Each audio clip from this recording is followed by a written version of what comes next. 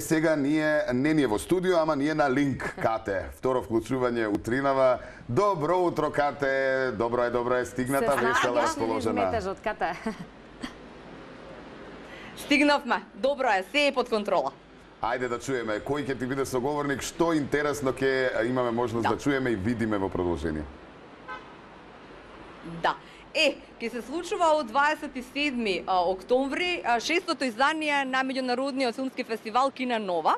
Се наоѓаме наспроти ЕУ инфоцентарот, не за друго, заради тоа што програмскиот селектор Игор Ангелков ќе ни кажа, тука ќе биде денеска во 11 часот одржана првата од двете пресконференции пред официјалното отворање на ова шесто издание на Кина Нова. Инаку Кина Нова нели е специфичен фестивал, еден од 15 такви, да речеме, или слични фестивали во светот. Откривате или селектирате некои кои што не се многу познати филмови, така? И сите ние треба по тоа да дојдеме и да дзирнеме, односно филмските, оние што се сладокуси, како да кажам, да. Игор, до каде се со подготовките? Кате, како прво, добро утро, поздрав до тебе. Мислев дека со песна ќе ме причекаш, ама добро и мене што не ме тераш да испеам една песна пред да почнам да зборувам. И честитки за враќање на фреквенцијата на ТВ Телма со една освежена програма и секако што треба, еве дури одвојувате и простор за филмот, нели, што ми е особено драго. Кина Нова шесто издание оваа година. На почетокот би кажал дека е најважно да споменеме дека Кина Нова повторно се враќа во кино. Онаму каде што е местото и каде што припаѓа, бидејќи поради ситуацијата и пандемијата минатата година, фестивалот петото издание се одржа на телевизија. Иако имавме супер реакции, луѓето седеа дома поради пандемијата и гледаат супер филмови, меѓутоа сепак сметам дека оние филмови што ние ги нудиме како програма треба да се гледаат во затемнетата киносала. Како што спомена, Кина Нова е специализиран фестивал за дебитантски филмови, значи први и втори остварувања на младите режисери, и сметам дека во изминативе 2 декади оние што имаат што да кажат во филмската уметност дефинитивно се дебитантите, и токму затоа нивните филмови ги третираме на овој фестивал кој од година во година расте, имаме се повеќе публика, се надевам дека така ќе биде и оваа година. Дали сега во овој кризен период некако остануваат глуви, да речеме, за создавање филмови, или инспирација имаат луѓето воопшто на светско ниво за создавање добри филмски дела? Супер прашање. Ми се чини дека лани беше кризата и лани навистина имавме потешкоти да ја составиме програмата на Кина Нова. Да, вистинска. Да, поради редуцирани филмови не снима, луѓето беа во карантин, меѓутоа сепак оваа година поголемите фестивали се одржаа и со физичко присуство, има собствена програма, така што да, филмската уметност продолжува да се тркала, и за наша среќа, за среќа на филмофилите кај нас што сакаат навистина квалитетен филм, оваа година Кина Нова има што да понуди. Така, може да издвоиме нешто или тоа ќе го кажете на пресот? Секако дека ќе издвоиме. Во главната програма имаме 8 надпреварувачки филмови кои се борат за неколкуте награди, за кои ќе одлучи интернационалното жири.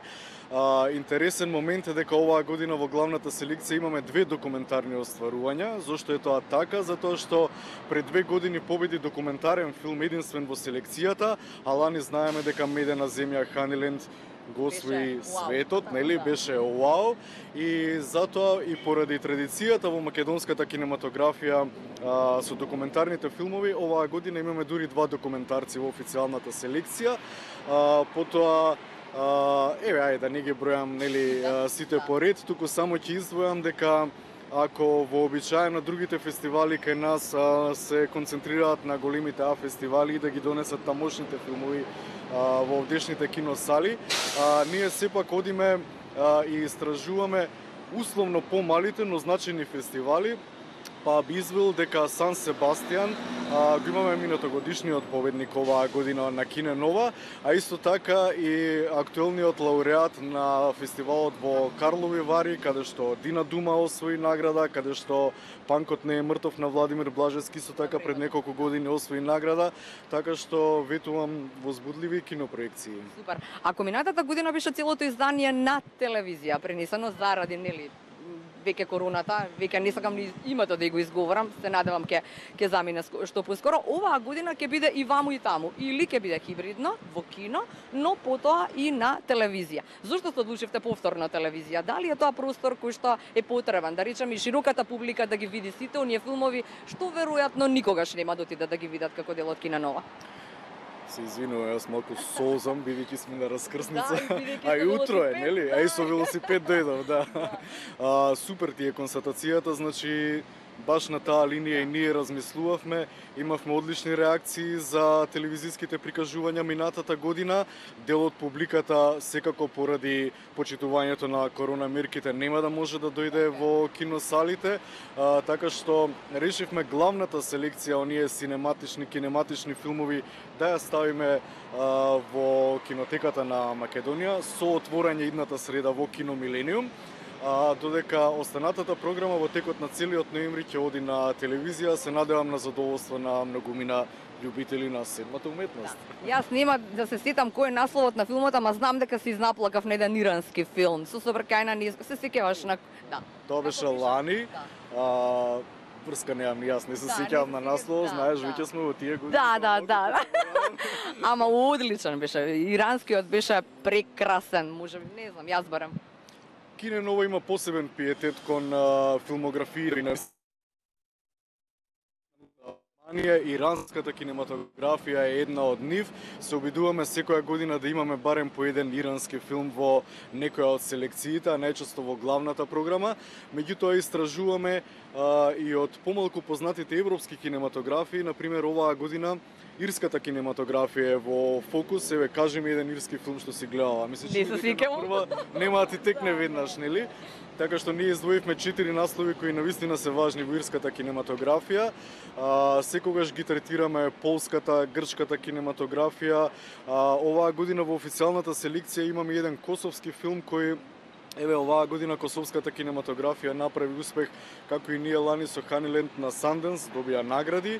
Андромеда Галакси се вика филмот кој ќе биде еден од сериозните кандидати за наградите оваа година, така што Кине Нова навистина чепка под површината, не е само она што е во фокусот, туку секогаш откриваме работи кои ги нудиме на публиката, кои можеби нема шанси да ги види на поинаков начин, да. Така е, да.